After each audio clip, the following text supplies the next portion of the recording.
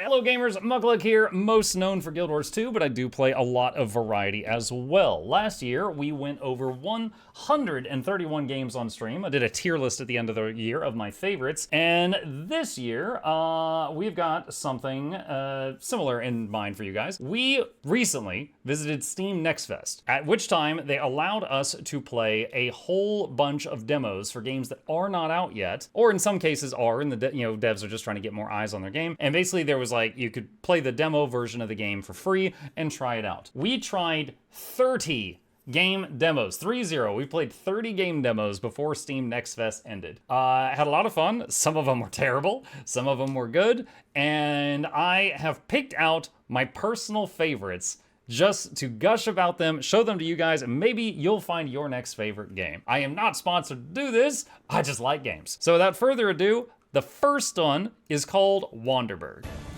So in this game, as you can see, you play a castle on wheels.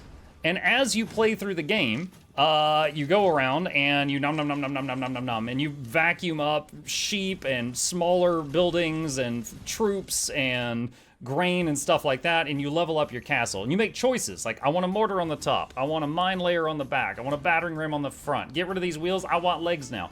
Stuff like that. And you're just in a confined, I mean, it's big, but it's a confined level, and tougher stuff keep coming in from the sides. And every 5 to 10 minutes, a boss comes out. And you're just trying to stay alive and keep eating things and leveling up.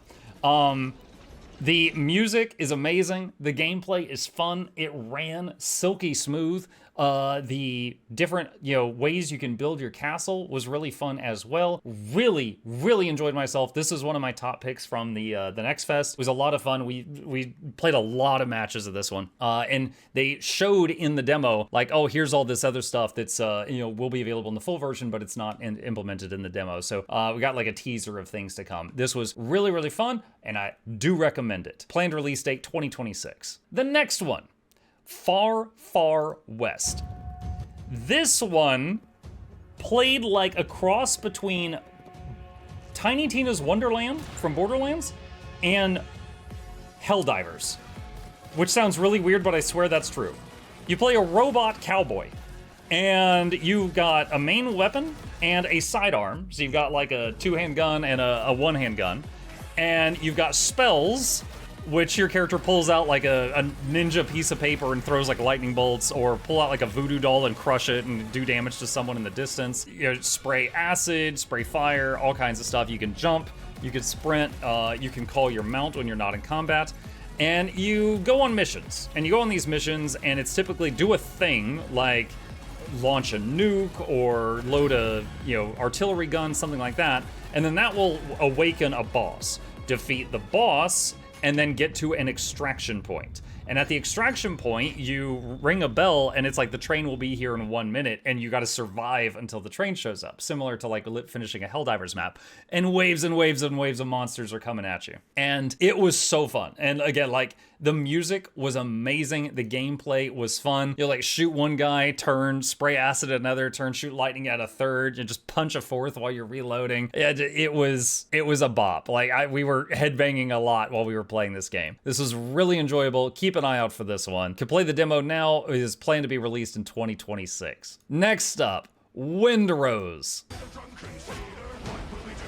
Windrose is what if Enshrouded was pirates? That's basically it.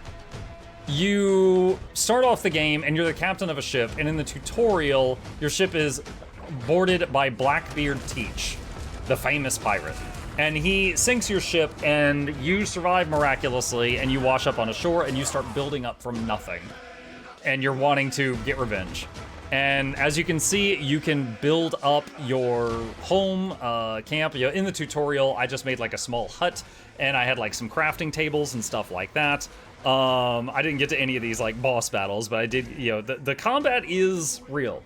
There is dodge, there is block, there is parry, there is ranged weapons and melee weapons. If you're using range, you gotta make bullets and stuff like that. There's gardening. And if you get a ship, you can have ship-to-ship battles. I didn't get that far in mine, because I just played the demo for a few hours, and it's got sea shanties. But yeah, this was really freaking fun. I am a big fan of games like Enshrouded, Grounded, Valheim. This is that, except pirates. Really enjoyable, and it just says coming soon. Doesn't really say any more than that, but that is Windrose. Next up, Blades of Fire. This one kind of snuck into the games that I was playing. Apparently, Blades of Fire, don't talk over me. Blades of Fire is a game that, as I understand it, was already on Epic, but it was an Epic exclusive, and now it's coming to Steam. We played the first few hours of this, and you are playing a character, this guy, who is a fighter, but he's also a blacksmith. And you've got this very special hammer, and I won't say more than that, but you have a very special hammer. And you fight enemies, but when you fight, the combat system reminded me a little of Kingdom Come Deliverance. When you attack an enemy, you can hit from above, the side, the other side, or you can kind of like spin it back and hit them from underneath. So above, below, left, right. Okay? And depending on your weapon, that will change the swing time. Like if you and an enemy are running at each other and you're both swinging your weapons, but you're doing it from the side and he is bringing it over from above, you might hit first because of that, and vice versa. If you do a big wind-up blow, it might punch through armor, but he might get the first hit on you. So you might want to open with a block, then do your big blow. If you have a spear, you could choose between stances, and it's just a toggle, and you swap between doing slashing attacks with it or piercing attacks with it. And whenever you have something equipped, enemies will have a faint glow around them. Like if it's like a guy with like a breastplate, his breastplate might be red, meaning your current weapon will not do any damage if you hit him in the chest, but his arms might be bare and he might have a green hue around his arms, meaning you'll do full damage to the arms, and it'd be green, yellow, or red. And in the tutorial, I had a warhammer, I had a sword, and I had a spear, and you could use the spears piercing or slashing. So I had piercing, slashing, and blunt weapon types. The hammer, I skipped over this. There's durability on weapons. So when they run out of durability, you can repair them, but only a certain amount of times. After they've been repaired, they're gone, and you have to craft new ones. But again, you're a blacksmith. When you're crafting it, you can customize so much. There's a lot of things that you can customize on it. For example, when we made the hammer, I gave it the longest shaft possible. Don't clip that. And because of that, I had a longer reach, and I was able to hit many enemies before they could hit me. I turned the warhammer into something closer to a lucerne hammer, like a halberd-sized weapon. Really long shaft. And it was fantastic. I loved it. And the maintenance of the weapons was not too bad. Your stuff's not breaking all the time, like Link with his hockey bag full of weapons. They weren't breaking that quickly, but I did have to sharpen them a few times during the tutorial. But this game I played a couple hours of. It played very well. It was smooth. The combat was tough but fair. I didn't feel like I was getting cheesed or anything. I enjoyed having to like swap weapons and be like, okay, this isn't working on this guy, get something else out, things like that. The first tutorial boss was a troll, and it was like a mythical troll. Like it was constantly slowly regenerating health. You had to outdamage that. And when it got low, I hit it and I cut its arm off. And then when it got low again, I didn't burst it down fast enough, and it just went and just grew the arm back with this gross squelchy noise, like it was Piccolo from Dragon Ball Z. And I'm like, oh my god. So I was like, okay, I've got to get him low, and then I have to use this damage type, and I need to do a heavy attack to finish him. Got it. Okay. So it was good. Really enjoyed this, even though it was only for a few hours. I believe the full version of the game is not on Steam yet. Looks like it's planned to release May 14th, but it was very fun. Also, it was absolutely beautiful. The game was gorgeous. Here's a few shots of the environment. So that's Blades of Fire, if that strikes any of your fancy. From the makers of Vampire Survivors, Vampire Crawlers. This is a game that is turn-based. So it's a little old school, but you go up to enemies and you draw 3 cards from your deck, which are all very similar to the Vampire Survivors stuff. You choose what order you play them in, and then whatever enemies in front of you that are alive will hit you, and you see how far you can go. We played this one for a bit. It's just simple fun. Similar to Vampire Survivors, you'll get points that you can use to level up your town, quote unquote, which will increase your effectiveness in all future runs. But it was quite good, and you could unlock other characters from the Vampire Survivors game, but you kind of play the character. Whichever character you are has a heavy influence on your entire card deck. But this was really enjoyable. It's very simple to play, and it was just plain fun. Next up, Soulcery. Soulcery is similar to, how can I say this? I was reminded of Magicka. While you're playing the game, you will get different, you get a deck of cards. Sorry, there's so many words trying to leave my mouth. I need to slow down and just pick what I'm going to say. You get a deck of cards. You draw a few cards, and you can hit a button to draw a new hand. This is in real time. You're moving around and dodging enemy attacks or attacking them at the same time. If it has been at least like 10 seconds since your last time you drew a hand of cards, it's instant. You're just like, whoop, and you just pull out another hand of cards. But if you just drew a hand of cards and then you try to immediately, like, oh, I don't like this. You try to immediately draw another hand, it has a channel time. So you're like basically like channeling magic while dodging enemy attacks to try to get a new hand. And it was very enjoyable. Like trying to fit, just on the fly, figure out the best order of things to do and fire off at enemies was very, very fun. The only con I could say about it is I couldn't tell if this is AI artwork or not. And I do not promote that if I know it is. In fact, there was a couple of the games on the 30 that I tried that absolutely had AI artwork, and they did not make this video. This, I can't tell. But I will say, it was very fun. It was very enjoyable, and yeah, if you like games like Magicka or roguelikes, you might like this one. Next up, that's number 7 of the 9, Runeomicon. Runeomicon is a game where you are doing dirty deeds dirt cheap. You are inside a castle and you are casting nope spells, and the peasants really want to stop you. So they are beating on your door and trying to kill you. And you are in here and you're having to cast runes. And basically what happens is, let me see if I can find a good shot of it in this. Just say, okay, so there's some dots in the air. There's a bunch of symbols down here. You got to figure out, like, okay, which of these is which of these? Okay, it's that one. And then you got to draw that. So you got to be like, dot, dot, dot, dot, dot, dot, dot. And then it flashes, and then it goes to the next one. And as you successfully cast them, this bar fills up. And when it gets to the end, you win. You summon the unholy god, and then he appears and kills all the people. But as it's filling up, you can also use some of that magic, which will set yourself back to reinforce the door, or like summon monsters to attack the people at the door, but basically to buy time. And so you got to find a nice balance of, how much do I save versus how much do I spend? And at the same time, you're just sitting here like, and you're just doing Etch-a-Sketch as fast as you can. And eventually, because like as I went on through the tutorial, I started like memorizing these. Like anytime I saw this, I'm like, oh, I know exactly what that is. I didn't even have to look down here anymore. So anytime certain sequences of dots appear, I would immediately know what it was as you start to memorize them. And it just felt pretty cool, like, just carving out the spells in the air and like, hitting the people outside and stuff like that. So it was fun. There was definitely a constant satisfaction to it as you successfully fired these things off and slowly summoned these things into the world. There's only 3 levels in the demo on Steam right now. The third one was really, really tough. I feel like they weren't the first 3 levels of the game in the demo. I feel like it might have been the first, 5th, and 10th level of the game or something were the 3 levels of the demo. But it was really good. Yeah, that is Runeomicon.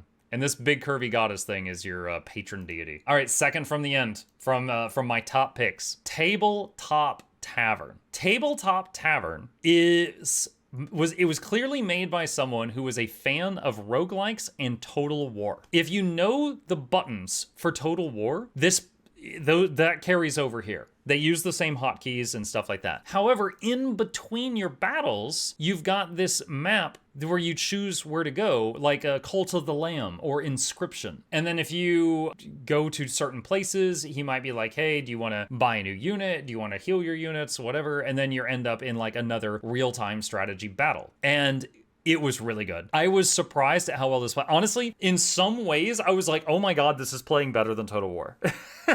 Like, if you've got, for example, if there's an enemy group of units and you have a group of units and they're clashing and you tell your group to disengage, in Total War, maybe they will, maybe they won't. But in this game, it was really easy to pull one group back and cycle another group in. And like, you're doing like a Roman formation or something and just get more people in there. It's like, in some ways, it was performing better. And I was shocked by that. And like I said, you're fighting on the tabletop in a tavern. So you can like look up from the table and all the other patrons of the tavern, you can see them like giants looking down over the battlefield while you play and stuff like that. Every individual unit is like, fully animated. Like they're reloading their guns, they're drawing arrows, stuff like that. But you can zoom in on them to see and stuff like that. But it was It was really good. I'm keeping my eye on this one. But like I said, it's a mix of Total War and something like Inscription or Cult of the Lamb with the map and like choosing battles and stuff like that. And lastly, the last one that I am putting in the peak category for stuff that I really enjoyed during Next Fest, like I just couldn't get enough of it, is Armatus. Armatus, similar to Remnant. You play this, like, you're on Earth, and the story was kind of hard to figure. Like, they're not in your face with the story, but there's tidbits that you pick up. And my understanding is this is like after like Jesus came back and took all the good people to heaven, and this is Earth after that. And it's just like demons have moved in, and there's some people there trying to survive. There's a whole bunch of demons and monsters. And you are playing this one knight that's kind of been plucked out of time, and he keeps coming back alive if he dies. So like the whole you have to try over and over is canon. You know, you dying repeatedly on the roguelike, it, like the NPCs acknowledge that. And they understand that you are a badass, and so they hook you up with weaponry. And they treat it like the tech priest from Warhammer 40k. They're like, you know, the holy AK-47, my lord, when they give you your guns and stuff like that. And they basically are trying to keep you stocked so that you can try to clear the area. We played through this, you know, the demo of this. The dev of this game actually popped into our chat and talked with us while we were playing it. Really happy to see you playing this. Hoping you're enjoying it. Looking forward to any feedback. What's up, Ryan? Looking forward to any feedback. Wait, are you like one of the devs? Or do you just mean like in the general sense? I am? Oh, that's awesome. Pleasure to meet you. And he was really cool. It was fun talking to him, but it was a very fun game. And again, I compare it to like Remnant in gameplay, but it was a roguelike, okay? It was a roguelike. Like, you will die and have to start runs over, and on the next run, you could be like, you know what? I'm gonna take this gun with me this time, and I'm gonna put a grenade launcher on it. And you could take different weapons, and then you will level up during the run. Like, that thing right there was just making modifications to the weapon, and you can make some different tweaks, and so your different runs can be different. But it was good. I enjoyed what I saw. I hope that they, you know, continue adding more to it. And it was cool getting to talk to the dev, because they were like, do you have any feedback? And I gave them some feedback, and they were like, oh yeah, that's good. I'll pass that along to the other guys. So it's always a good feeling to talk to like the indie devs, because like you still get to talk with them and like help shape the project, stuff like that. But yeah, Armatus is that one. Planned release date 2026. But that's it. Like I said, I played 30. Some were fine. Some definitely needed more time to cook. And some of them, specifically the 9 that I just told you about, were bangers. I really enjoyed these. So that's it. Those are my picks. And I'll put links to their Steam pages in the comment section. It's like a pinned comment in the description down below if you want to see any of these. Again, not sponsored. I don't have a referral link for these. I'm just shouting from the rooftop because I like games. And that's it. If you got any questions, problems, thoughts, concerns, put them in the comment section down below and I'll fight you there.